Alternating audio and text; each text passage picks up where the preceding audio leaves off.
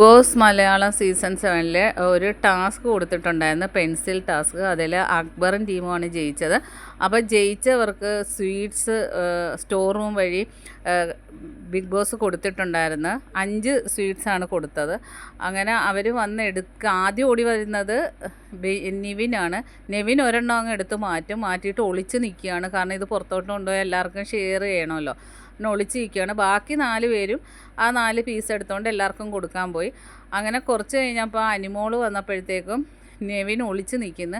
അപ്പോൾ അനിമോള് പറഞ്ഞു, ഇനിയിപ്പോൾ എന്തായാലും ഇവിടെ നിന്ന് നെവിൻ്റെയിലാകുമ്പോൾ കിട്ടത്തില്ലല്ലോ എന്ന് പറഞ്ഞാൽ ഞാൻ തരാമെന്ന് പറയുന്നു. അപ്പം അനിമോള് പറയുന്നത് വേണ്ട, എനിക്ക് വേണ്ടാന്ന് പറഞ്ഞു. അപ്പം നെവിൻ പറഞ്ഞു നല്ല കാര്യമെന്ന് പറഞ്ഞു. അത് കഴിഞ്ഞ് ബിന്നി വരുന്നുണ്ട്. ബിന്നിക്ക് ഇച്ചിരി കൊടുത്തിട്ടുണ്ട്.